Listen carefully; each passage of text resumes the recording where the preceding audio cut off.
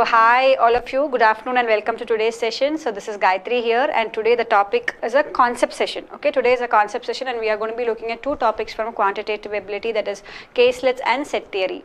Let's start today's session. As I said, today the topic we are going to be looking at first is caselets and then we'll do set theory. Now what is caselets? Caselets is a type of data interpretation question where you are given information in the form of a paragraph. Yes, whatever information needs to be given is given in a paragraph in the form of sentences, and you have to decipher the given information, answer the questions that follow. Generally, when it comes to data interpretation, either data is given in terms of a table or a pie chart or a bar graph, right? Caselets is one type wherein data is given in the form of sentences and in a paragraph. So I would say that caselet, the data that is given in caselets is more of a raw type, or it is not arranged properly, right? It's like you will have to read the entire information, understand what they are trying to say, arrange the data accordingly, and then solve the questions that follow. Okay, basically you have to decipher or analyze the given data correctly and then start solving the question. So at times when you are reading these paragraphs, right, if you are able to form a table or write down the given data in a sequential order, or however make it more organized, if you do that, many times solving questions from caselet will be very easy. So let us directly start solving questions. There is other than this, there is nothing, no concept that is involved in this particular topic. Again, we did some basics before we started questions on data interpretation, right, like basics on ratios, percentages, etc. The same concepts are applicable for caselets also. So let me share my screen and let us look at the first question for today's session. So this is the first question for today's session. See, you are given a paragraph and data information is given in this paragraph. Based on this information, you have to answer the questions that follow. Generally, there are 4 or 5 questions that come from each paragraph. First question. A survey conducted on 1,800 villages shows that 25% of the total villages have only adequate water supply. 15% of the total number have proper supply of electricity only. 7% of the total number of villages have only proper educational facilities. 12% of the total number of villages has telecommunication services only. 16% of the total number of village has proper healthcare services only. 6% of the total number of villages has adequate water as well as supply of electricity only. Similarly, some more percentages are given. Now what does the first question say? It says how many villages in all have adequate water supply. So based on this given information, you have to take the values and then find how many villages have adequate water supply. So how do you go about solving this question? See, totally how many villages are there? 1,800 villages are there. And out of this 1,800 villages, how many villages have adequate water supply? 25% of villages have adequate water supply only. So totally how many villages are there? 25%, right? Out of this 18,000, 25% of the villages have only adequate water, right? Only adequate water supply, right? 18,000, that is 25% of 18,000. So many villages have only water supply. Next, then where else is water given? See, what are they asking you actually? How many villages in all have adequate water supply? So here there are 25% of the total villages who have adequate water supply only. Then here they have given that 6% of the total number of villages has adequate water supply as well as supply of electricity. So how many villages have water supply and electricity? Only 6%. That is 1,800 into 6% of that, right? 6 by 100. So much has only water and electricity, right? Water and electricity. Then 8% has 8% has adequate supply of water, electricity as well as healthcare services. So how many have all these three? Water, electricity, healthcare services, right? So that is again 1,800 into 8 by 100. Then what do you have? 5% of the total number of villages have electricity, telecommunication, no, that you cannot use. Finally, they are saying that 6% of the total number of villages have all facilities. So again 1,800 into 6 by 100. So many villages have all three, right? Basically all three means definitely water is included. That's what we want right now. Okay, so when you add all this, you will get your final answer. So why I have written it down like this is that you needn't find out each value separately and then solve. Directly you can add up these percentages, right? See, this constitutes 25% of the total number of people, villages. This constitutes 6%, 8%, 6%. So just add up these percentages first. 25 plus 6 plus 8 plus 6, right? That is 25 plus 12 or 37. 37 plus 8. 37 plus 8 is 45, correct? Or what should you find out? You just have to find out 1800 into 45 by 100. So this will be the answer that you are looking at. 45 into 18, right? That's what you have to do. 45 into 10 is 450. 45 into 20 is 900. So 45 into 18 will be 900 minus 90, or that is equal to 810. So the answer that we are looking for is option D, 810. Yeah. What are they saying? They are saying that 25% has only water. So there are, out of the villages, there are 25% of villages, or there are 450 villages who get only water, right? Again, there are 1800 into 6 by 100. That is, there are around 108 villages which get water and electricity alone. So all these data you have to take and add. Okay, you cannot take only this one and say that is the answer. How many villages have adequate water supply? No, you cannot just take this and say, because there are other cases also. So all these villages, right? This is all this set, no? They have everything, right? They have all the facilities. This set has water, electricity, and health. This has water and electricity. This has only water. So if you consider all these, no, in all of these cases, all these villages have water. So you should take it as, you should add up everything. Okay, that's how you get the answer as option D. See, actually, for this, at times we will have to write down the complete information given, find out all the values, and then solve the question. For this particular question, just by looking at the values, right, you can take it directly and find the answer for this particular question. That's why I've done it that way. Yes. Now, next, how many villages in all have adequate supply of water as well as electricity? So how many villages has adequate supply of water as well as electricity? See, which are the possible cases? Just look at that. 16, here it is given that water and electricity should both be there, no? 8%, see, 8% of the villages have adequate supply of electricity, water as well as healthcare. So this group has water and electricity. Then you have here this 6%, right? They also have water and electricity. Then you have the 6% who has all the facilities. So if you add these three, you should get your answer, correct? So that is 6% plus 8% plus 6, right, into 1800 by 100. That will be your answer. That is 12 plus 8 or 20. 20% of 1800. What is 20% of 1800? 10% of 1800 is 180. So 20% of 1800 will be 180 plus 180, that is 360. So the answer that we are looking here is 360. Okay. See, what I am trying to say is, for many of these questions, at times you have to calculate all the values, right? Like how many villages have only water, how many villages have only electricity. Like this, you will have to calculate everything, tabulate the values, and then solve the questions that follow. But for this particular question, just by looking at the information itself, you will be able to take up the values and solve the questions. Okay, so that depends on questions. That is, whether you have to first find out all the values and then solve the questions, or can I directly start solving the question just by looking at the information. That depends on the question. Okay, yeah. So here the answer is A, 360. Next one, how many villages in all do not have proper supply of electricity? So how do I find this out? See, if I find out how many villages have proper supply of electricity and I subtract that value from 1800, I will get how many villages do not have proper supply of electricity. Very easy, no? That is the easiest way to solve it. So let us first see how many villages have proper supply of electricity. Here, 15% of the total number of villages have only electricity. Then you have 6% of the total number of villages has water as well as electricity. Then you have here 8% has water, electricity and healthcare services. 5% has electricity, telecommunication service and healthcare. Again 6% has all.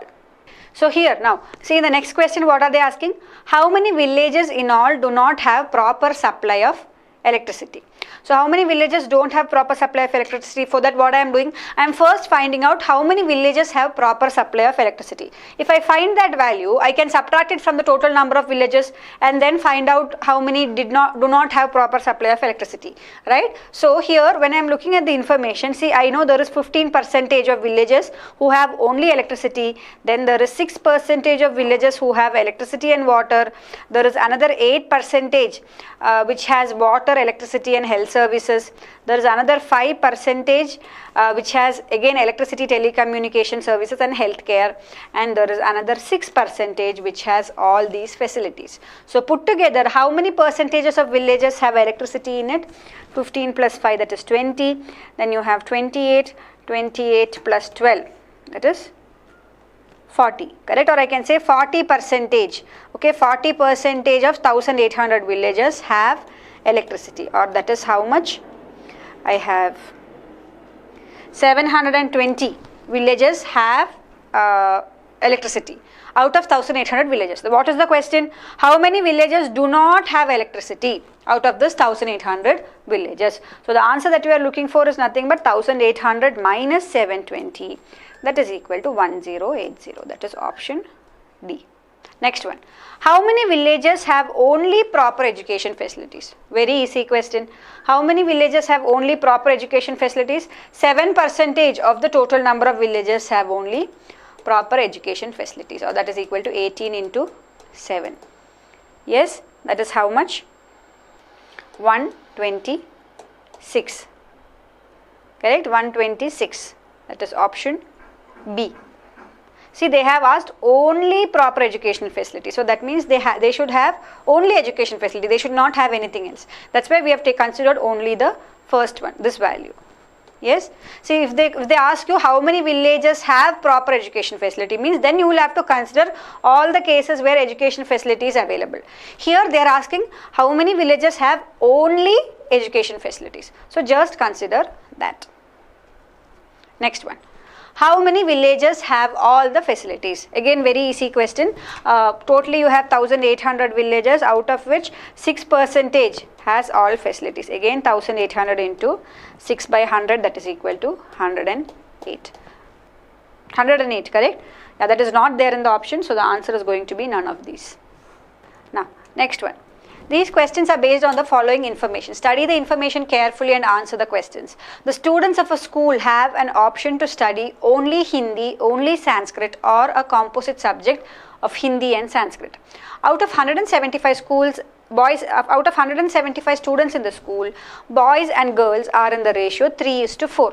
So boys and girls are in the ratio 3:4, means how many boys are there, how many girls are there. That is the very first thing that you have to find out. Totally there are 175 students. So what is this 175? That is equal to 3x plus 4x. See, I am assuming that there are 3x boys and 4x girls. So I can say 7x is equal to 175, or x is equal to 25. Or how many boys are there and how many girls are there? 3x boys are there, that is equal to 75, and 4x girls are there, that is equal to 100. So this is the number of boys in the school and the number of girls in the school. Now, first this is what you have to find out. Only using this you will be able to solve the questions that come. Now next, what are they saying? 40% of the boys have opted only for Hindi.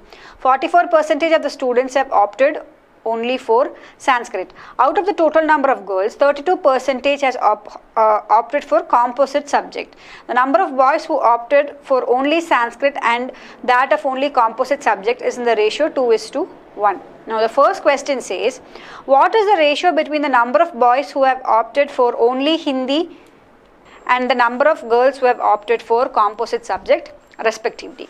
So to solve this question, we will have to find out the values. Like we have to find out how many boys have opted for only Hindi, how many boys have opted only for Sanskrit. Similarly, how many girls have opted only for Hindi, how many girls have opted only for Sanskrit. All these values you have to find out to be able to answer this question. Okay, so let us try it.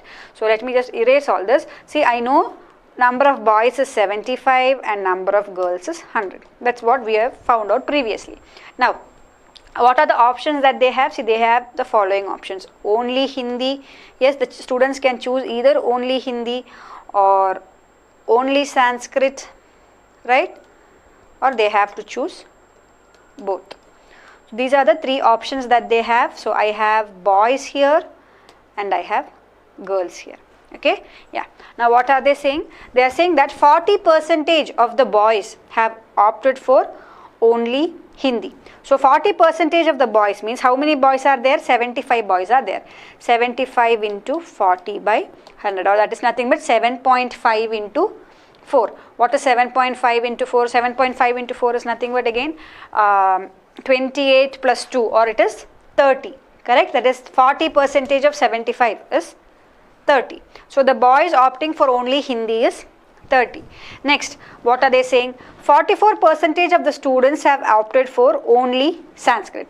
So 44% of the students have opted for only Sanskrit means when you are looking at boys and girls put together, right, out of this 175 students, right, 44% have opted for only Sanskrit. That's what it means, right? Boys and girls put together 44%, right, have opted for Sanskrit. So how much is this? Again, here you will have 25 will go in both of these places. No, here you have 4 and here you have 7. This is 11, or I can say 77 students have in total opted for Sanskrit. Now, next, what are they saying? See, basically, I am trying to find out the values here. Okay. Then they are saying out of the total number of girls, 32% have opted for composite subject. So how many girls have opted for both? 100 into 32 by 100. Totally there are 100 girls. So girls who have opted for both is nothing but 32. Then the number of boys who opted for only Sanskrit and that of composite subjects are in the ratio 2:1. So if I say that there are two Y boys who have opted for Sanskrit, there is only Y boy who has opted for composite, that is for both. So this is the information that I have. Now I have to find out what is the value of Y.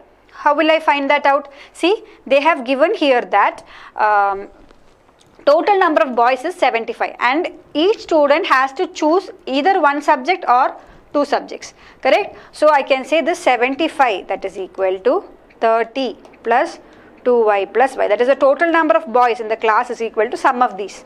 Or I can say 45 is equal to 3y, or y is equal to 45 divided by 3, that is equal to 15.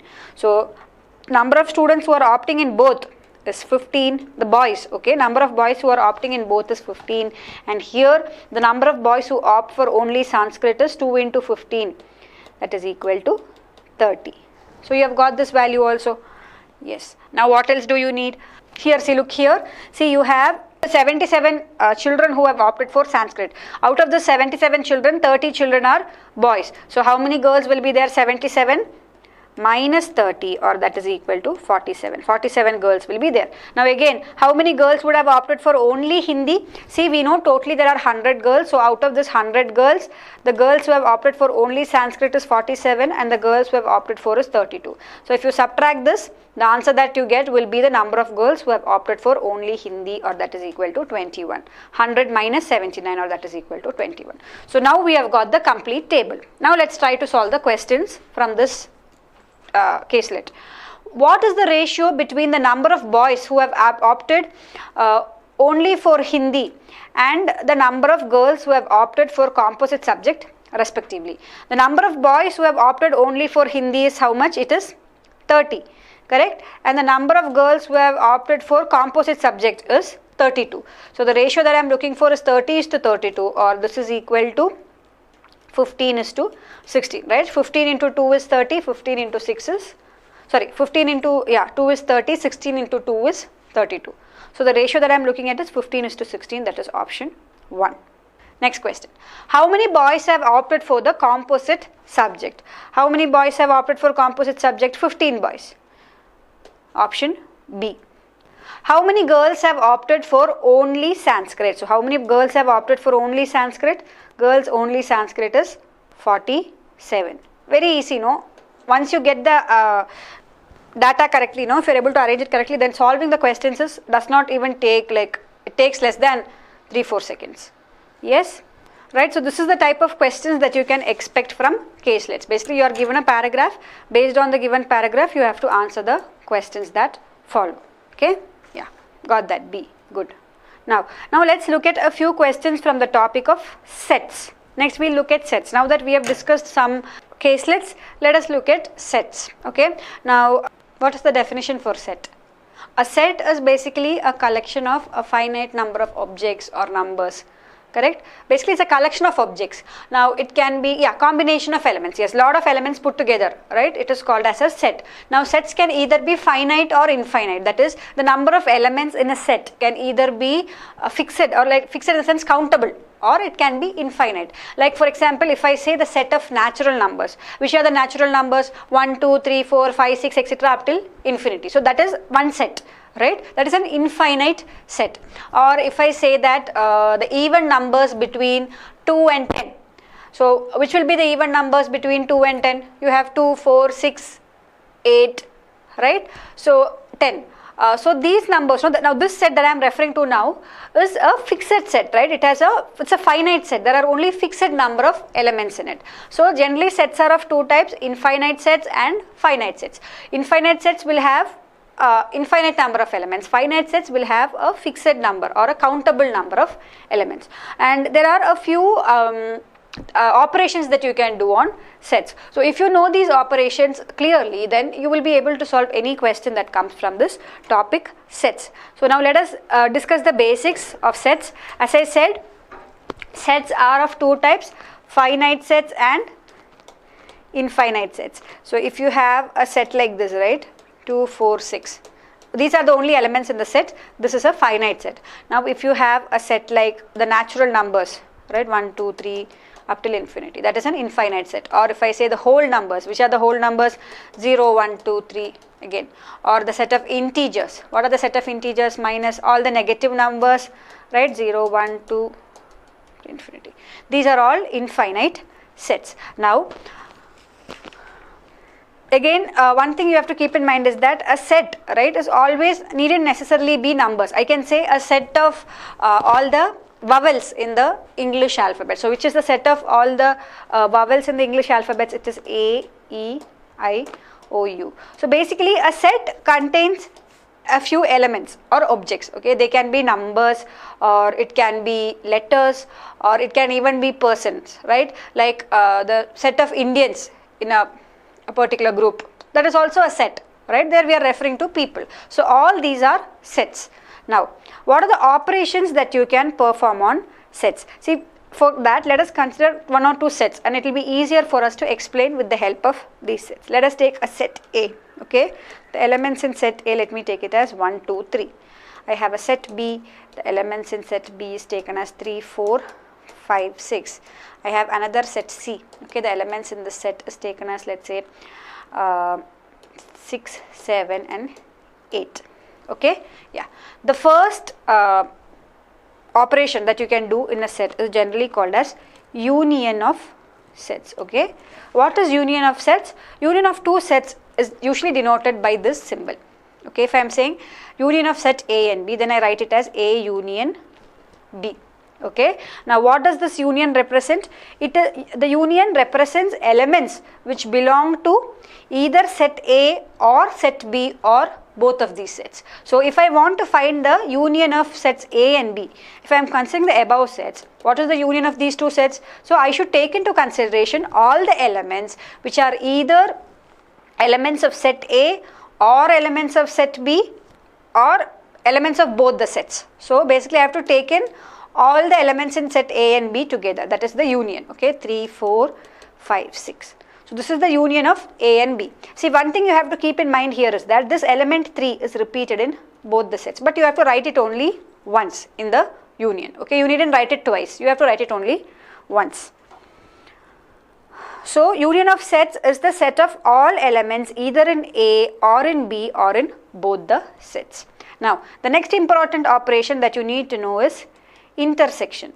So intersection is denoted by this formula, by this symbol, this inverted U symbol, right? Intersection. If I am saying A intersection B, then it is denoted like this. So for the above question, what is A intersection B?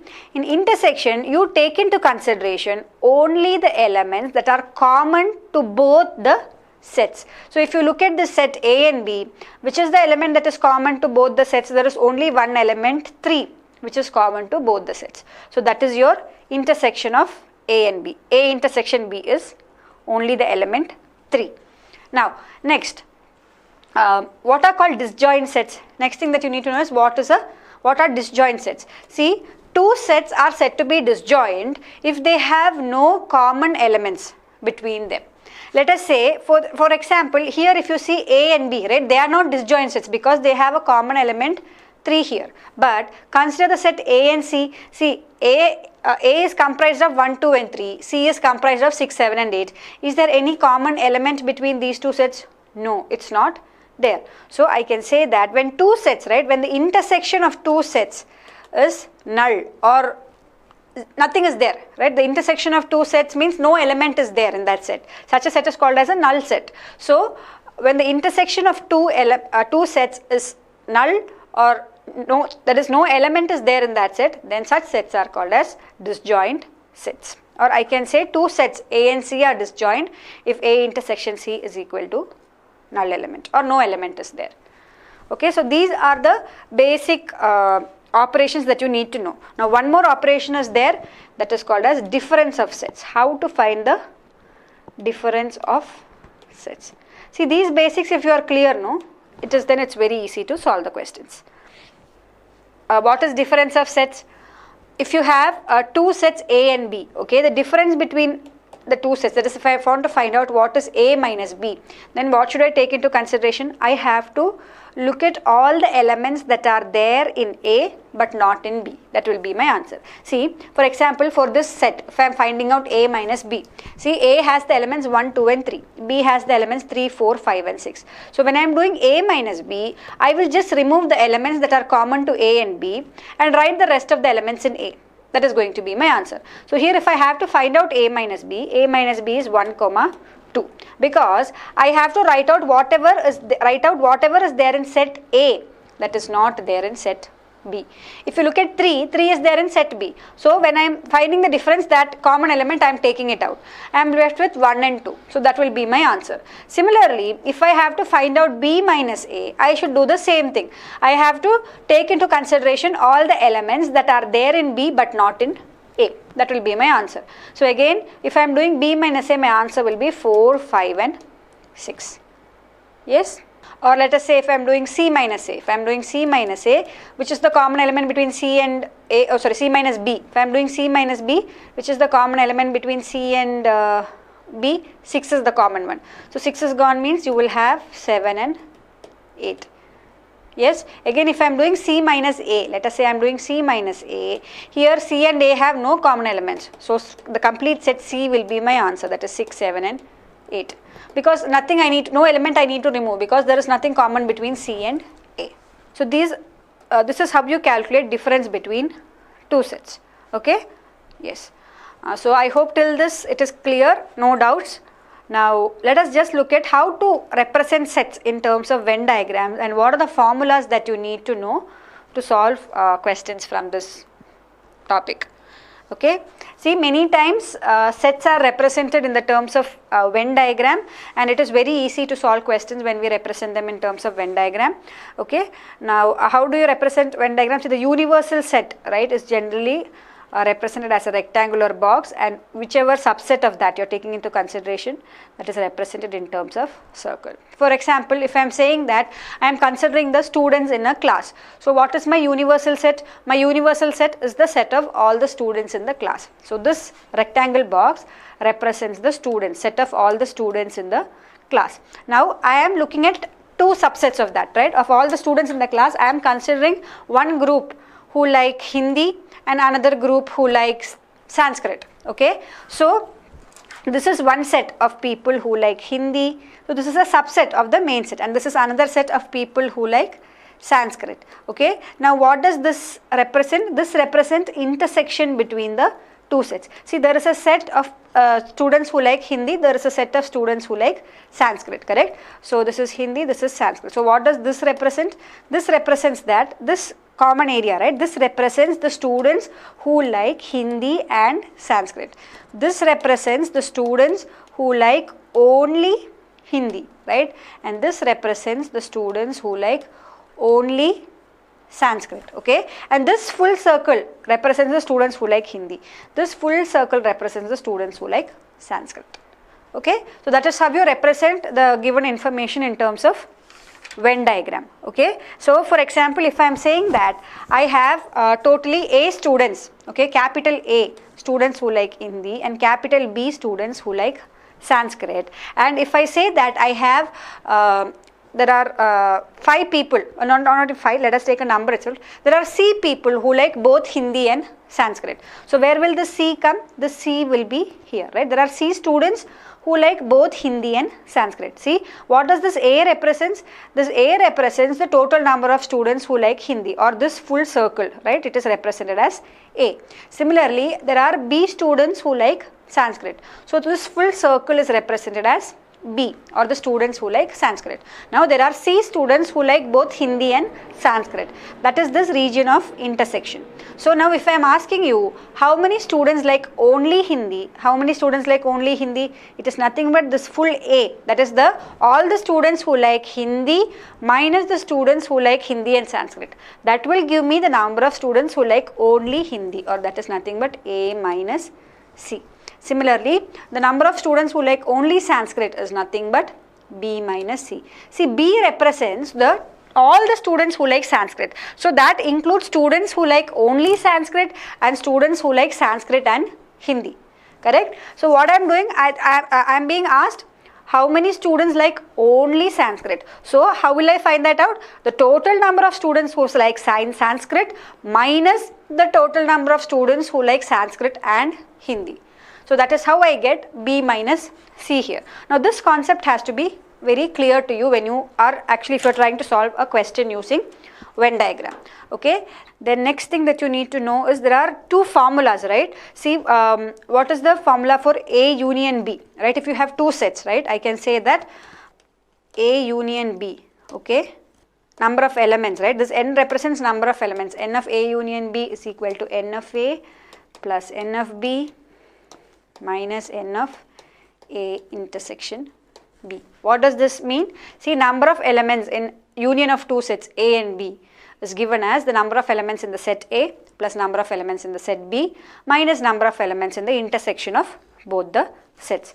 Now this is the case for 2 sets. Now if I have 3 sets, okay, I can say that N of A union B union C, that is equal to N of A plus N of B plus N of C minus N of A intersection B minus N of A intersection C.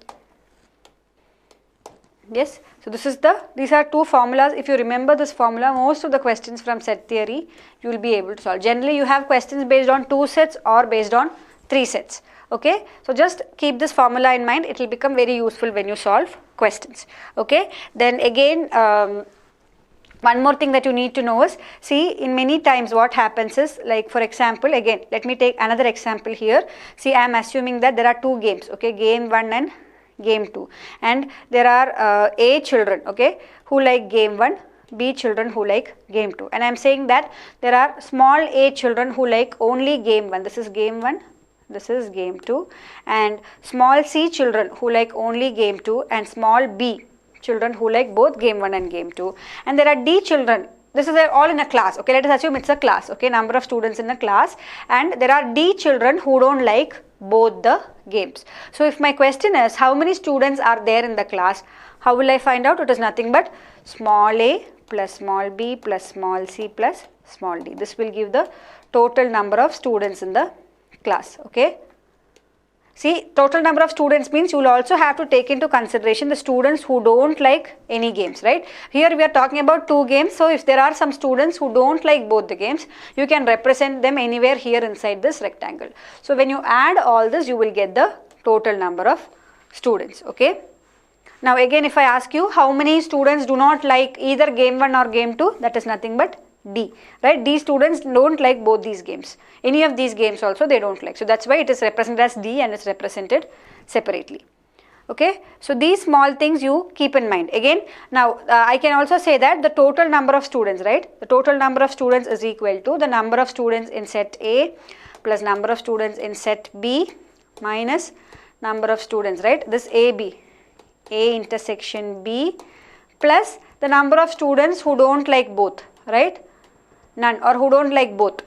If you add all this, you will get the total number of students in the class. Okay? Yeah, just keep this in mind. Now we'll look at questions from set theory. All these basics you already know, right? So try this question and give me the answer. What will be the answer that you will get for this question? Yes, this is a very basic question from set theory. Try this one and give me the answer. See, you can solve these questions either using the formula or using Venn diagram. See, you can solve this question in two ways. Either you can use the formula and solve it, or using the Venn diagram. So let us see how you solve it using the formula first. See what is given here. There are totally 35 people in the class, and there are a few people who like chocolate, some like vanilla, and 10 like neither. So how many students are there who like, see, out of this 35 people, 10 students don't like anything, right? So 35 minus 10, that is equal to 25. So these 25 students are the ones who like either chocolates or vanilla or both. Okay, so what should you do here? See, you have two sets, a set of students who like chocolate and the set of students who like vanilla, or I can say the number of students who like chocolate or vanilla, right? Chocolate and vanilla, that is N of C union V, that is union of both these sets, that is equal to N of C plus N of V minus N of C intersection V.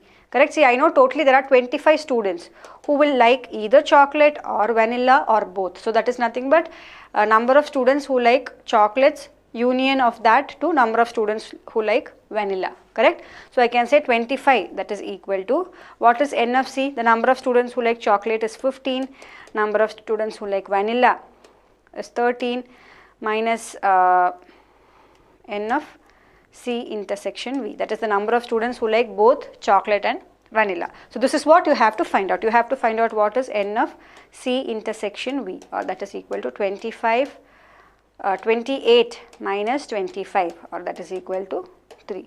So there are 3 students who like both chocolate and vanilla. So this is how you solve this question with the help of the formula. Now if you are doing the same thing with the help of the Venn diagram, how will you solve it? See, the set of students in the class is the rectangular box. Now that is 35. Totally, you know, there are 35 students, and out of this 35, 10 students do not like both, right? So the students who don't like any of the sets, no, they are represented inside here like this, inside the rectangle. Now this 35 represents the full set of the students that we are considering. Okay, now here you have two sets, one set who like chocolate and one set who like vanilla. Now what is given here? 15 students like chocolate, so this is 15, okay, and there are 13 students who like vanilla. Now again the same concept to be used. See, I know that here totally there are 35 students, out of which 10 don't like any. So this number of students who like chocolate and vanilla, right, put together, that has to be 25. So out of this 25 students, I know that 15 students like chocolate, 13 students like vanilla, and there are some students who like both.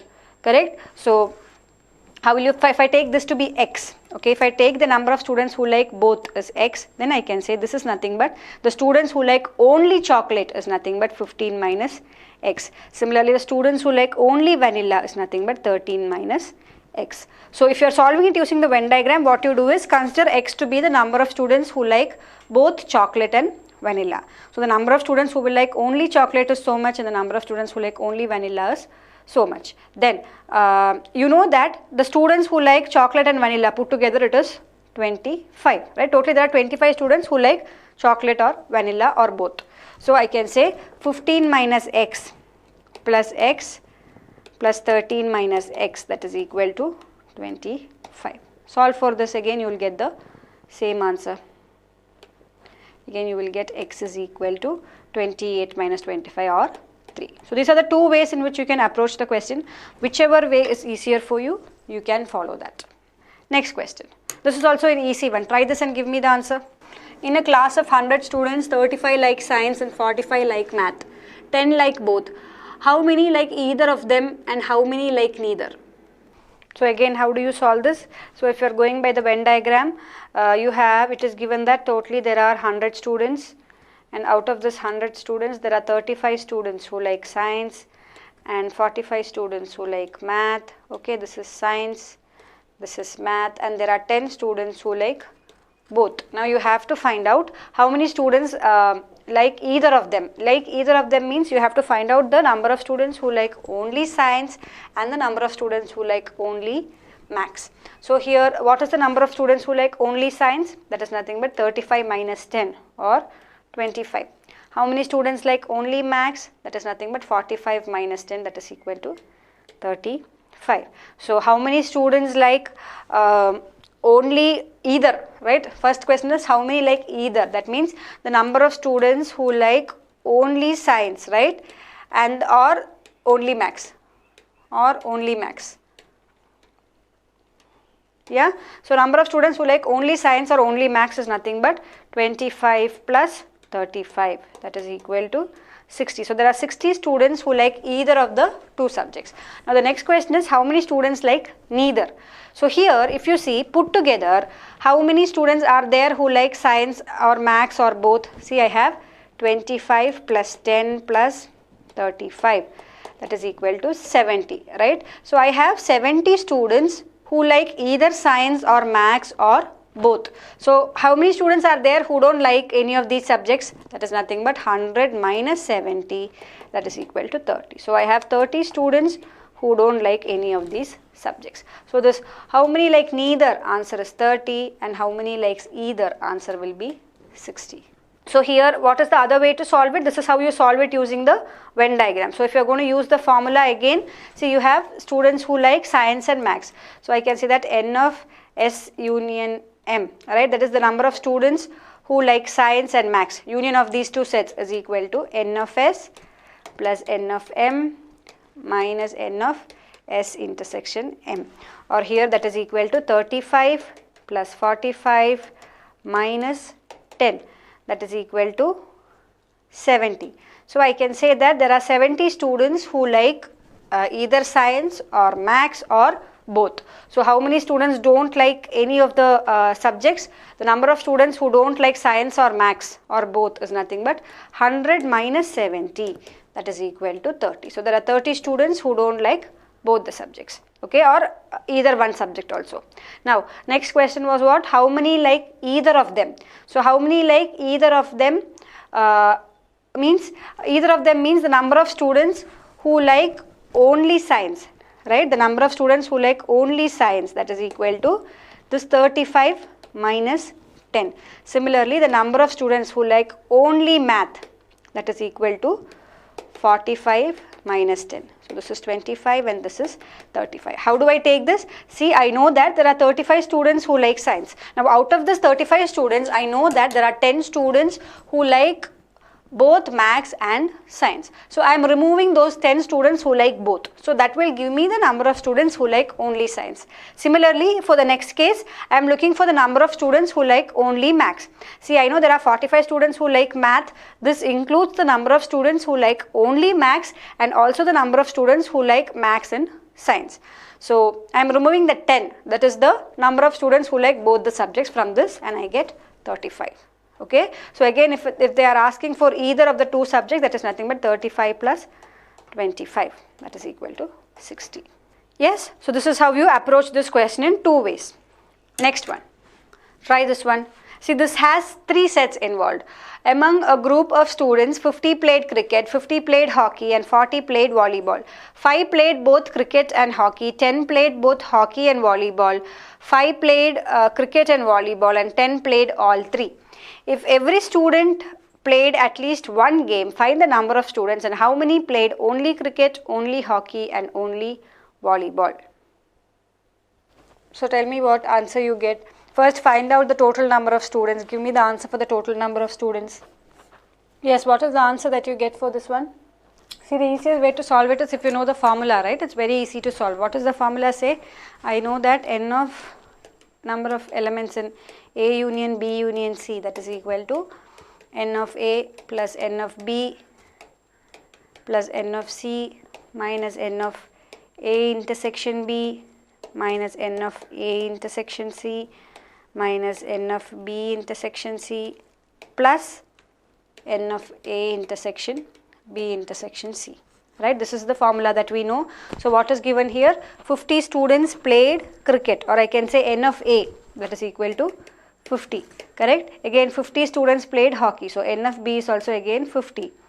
40 students play volleyball, so n of C is 40. Now 5 students played both cricket and hockey, so n of A intersection B, that is 5. N of A intersection C, right? 10 played both hockey and volleyball. So 10 played both hockey and volleyball means minus 10. 5 played cricket and volleyball, again minus 5, plus 10 played all 3. So n of A intersection B intersection C is 10. Solve for this, you will get the answer. So you will get the answer as 50 plus 50 plus 40, that is 140.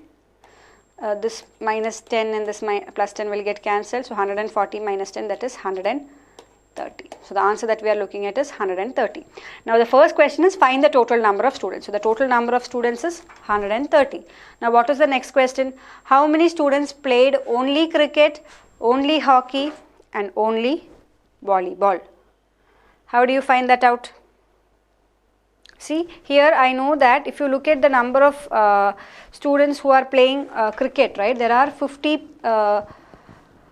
people who play cricket. Out of this 50 people who play cricket, 5 have played cricket and hockey, and 5 have played cricket and volleyball, and 10 have played all 3. Correct? So the number of people who play only cricket is nothing but 50 minus this 5. Correct? And this 5, that is 10 plus 10, that is 50 minus 20. Right? That is equal to 30. So there are 30 students who have played only cricket. See, first we found out cricket, then they are asking about hockey. So there are 5 students who have played cricket and hockey. You have to subtract this 5. Then you have 10 who have played hockey and volleyball. Then you have got 10 who played all the 3. So again, if you subtract this, 50 minus you have 25, that is equal to 25. So these many students have played. This is only cricket, right? This is only hockey. Similarly, if you have to find out only volleyball, right, that is how much? That will be 40 minus, you have 10 who have played hockey and volleyball, 5 who have played cricket and volleyball, and 10 who have played all 3. So again, 40 minus 25, that is 15. So the number of students who have played only one game is nothing but 30 plus 25 plus 15. If they are asking you separately, you can choose it as the answer. If they are asking you the total answer, add this up, you will get the answer as 70. Yes? Right? Okay. Now, let us look at the next question. A group of people, 40% like red, 30% like blue and 30% like green. 7% like both red and green. 5% like both red and blue, 10% like both green and blue. If 86% of them liked at least one color, what percentage of people liked all the 3? So solve this and give me the answer. See, for these questions, if you actually use the formula, no, it's very easy. So how will you solve this? See, what is the formula? You have 3 sets here, right? So I can say n of R union B union G, right? That is equal to n of R plus n of B plus n of G minus n of R intersection B minus n of B intersection G minus n of R intersection G plus n of R intersection G intersection B. Okay, this formula you know. Now here, see this, instead of these percentages, no, take it as, assume that there are totally 100 people. Okay, if there are 100 people, 40 like red, 30 like blue, 30 like green, 7 like both red and green, 5 like both red and blue, 10 like both green and blue, 86% of them like at least one color. What is the percentage of people who liked all 3? So what does this 86 represent? 86 represents people who like at least one color, means it represents the this value, right? The number of people of R union B union G. What is R union B union G? It represents people of either any one of these sets or any 2 of these sets or all of these sets put together. Correct? So I can say 86 is equal to, what is n of R? 40 plus 30 plus 30 minus what is n of r intersection b, that is 7 like both red and blue, what is red and blue, 5, correct, 5 like both red and blue. How many like blue and green, 10. How many like red and green, 7, plus n of r intersection g intersection b, plus n of r intersection g intersection b. This value you don't know, you have to find it out. So how much do you get that? You have here 40 plus 30 plus 30, that is 100. 100 minus, here you have 10 plus 15 plus 7, 22. So 100 minus 22 plus x, that is what this value, right? See, you have 86 is equal to 100 minus 22 plus this value, right? N of r intersection g intersection b, and this is nothing but 78. So if this goes to that side, then you have 78 plus 8 is 86, or I can say n of r intersection g intersection b, that is equal to 8. Answer is option C. Yes, got it correctly? Good. Next one. In a city, out of the total commuters surveyed, the commuters commuting daily by one or more modes of transport, private transport, public transport, and own vehicle, that is PT, UT and OT. 16560 commuters commute by private transport, out of which 13.1/3% of commuters commute by more than one mode of transport, of which 50% commute by public transport. The number of commuters commuting by only public transport and private transport are 16% less than the number of commuters commuting by all the three modes of transport. The number of commuters commuting by only UT are 24336. A total of 9660 commuters commute by OT, of which 5928 commuters commute by only OT. So how do you solve this? Let us first understand what is given here and then we'll try to solve the question. See what is given here. So let me just try and draw the Venn diagram here. Okay, there are 3 sets involved. So there is a group which goes by public transport, there is a group which goes by own vehicle, and private transport, public transport, own vehicle. 3 sets are there. Now, what is given? 16560 commuters commute by PT. So, private transport here, right? This set is 16560, of which 13.1/3% of the commuters commute by more than one mode of transport. So, out of this, see, it is given that this total set, right, is 16560.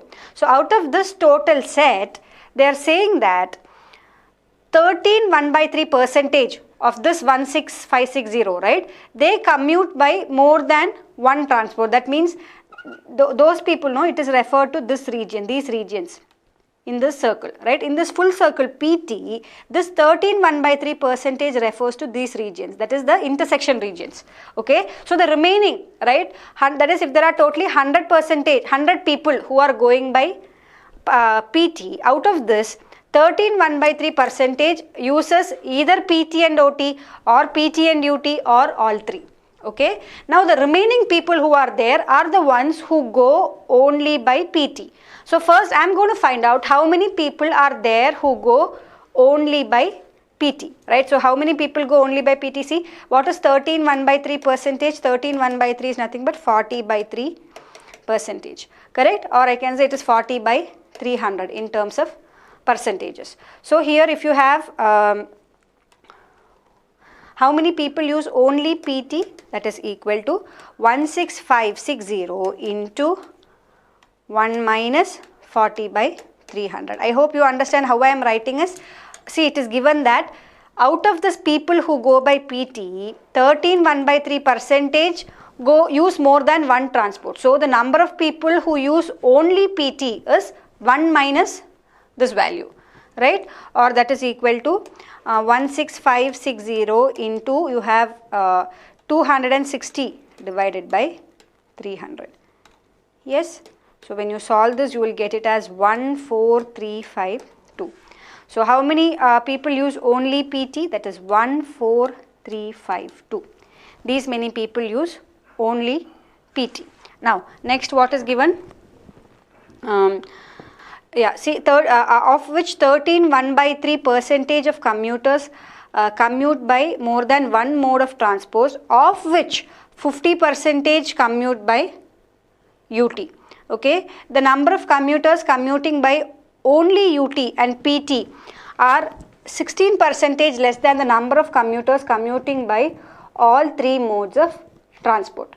What does that mean? The number of commuters commuting by only UT and PT. Okay, by only UT and PT means this set, right? See, they are referring to this set here, right? The number of commuters commuting only by UT and PT, that is 16 percentage less than the number of commuters commuting by all three. Okay, so if I am saying that totally there are X people who are commuting by all the three modes, how many people commute by only PT and UT? 16 percentage less than this X, or I can say it is nothing but 0.84 X. So many people commute by UT and PT alone, right? And the number of commuters commuting by only UT is 24,336. So this is 24,336. A total of 9660 commuters commute by OT, of which 5928 commute by only OT. So 5928 commute by only OT, and totally how many people are commuting by OT? 9660. Now what else is given? See, I have to find out this X, right? So how do I find that out now? See, it is given here that the number of commuters who commute by PT, of which 13 1/3, yeah, okay, that is given. 13 1/3 percentage of the commuters commute by more than one mode of transport, of which 50 percentage commute by UT. So what does that mean? See, 13 1/3 percentage of the commuters, right? Out of this 16560, 13 1/3 percentage use more than one transport, and out of this value that you have found out, 50 percentage of them commute by UT. So what does that mean? See, how many PT are there who commute by UT also? See, how many people who travel by PT also travel by UT? That is nothing but this 16560 into, what is the percentage that you are looking at here? 13 1/3. What is 13 1/3? That is nothing but 40 by 300. No, 40 by 300. So this gives the number of people who commute by more than one transport. Out of this, 50 percentage of this, right? 50 percentage of these people travel by UT also. So this gives you the number of people who travel by UT and PT, correct? So this value actually gives you this area. I'll show you. See, this value that you get is nothing but this area, right? So what is this? It is nothing but solve for this. See, you have 0, 0 gets cancelled. You have here 2 and 15, correct? 15, 2, then you have this is nothing but 1/2. So again this and this will also get cancelled. So you are left with 16560 divided by 15, that is equal to 1104. So what does this 1104 represent? This 1104 represents this orange shaded region, or I can say x plus 0.84x, that is equal to 1104, or I can say 1.84x is equal to 1104, or how much is x? X is equal to 1104 divided by 1.84, that is equal to 600. So now I have got how many people travel by all the three modes of transport. Now look at the first question. What does the first question say? Dash commuters commute by all the three. So how many commuters travel in all the three? Option B, 600. Next question. How many commuters commute by only PT? We have found that also. How many commuters commute by only PT? That is nothing but 14352. So your answer is option C. Yes, so these are the two questions that follow the given set. See, I hope it is clear. See, these wordings in this particular line is a bit difficult to understand, but you will be able to solve it. I'll explain it once again, whatever I have done. See, what did we do in the beginning? See, in the beginning they have said that there are 16560 commuters who go by PT. That is, this full set represents 16560, and out of which they are saying that 13 1/3 percentage use more than one transport. So what does that mean? This 13 1/3 percentage of people who travel by PT, right, they use more than one mode of transport. So if I have to find out how many people travel by only PT, what should I do? I have to do 16560 into 1 minus this 13 1/3 percentage.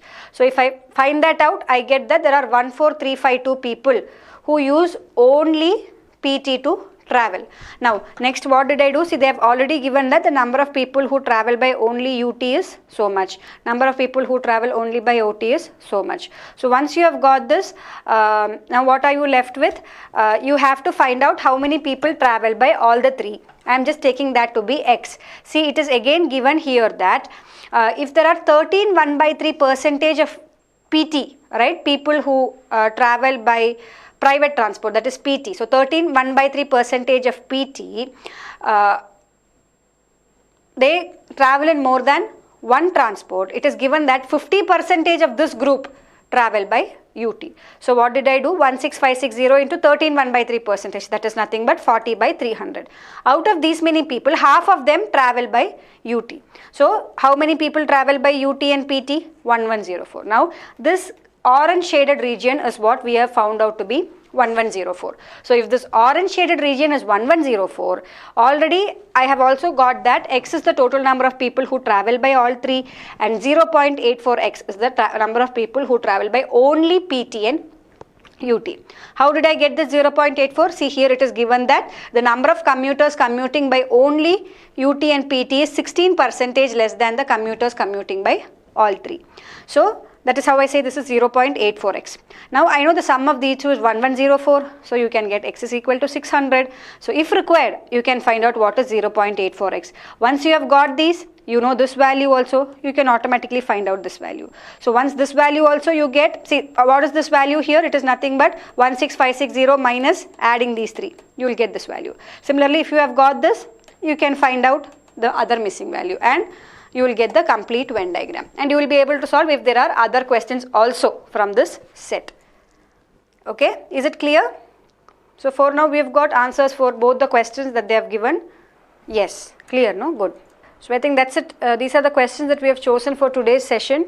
Okay, so we did questions on caselets followed by questions from set theory. So let us just recollect what we have learned. So first we discussed about caselets. Caselets was a type of data interpretation question where the information is given in terms of a paragraph, and based on the given information you have to answer the questions that follow. So you'll have to analyze the information correctly. At times writing down the information in the form of organizing it and writing in the form of a table or column will help you arrive at the answer faster.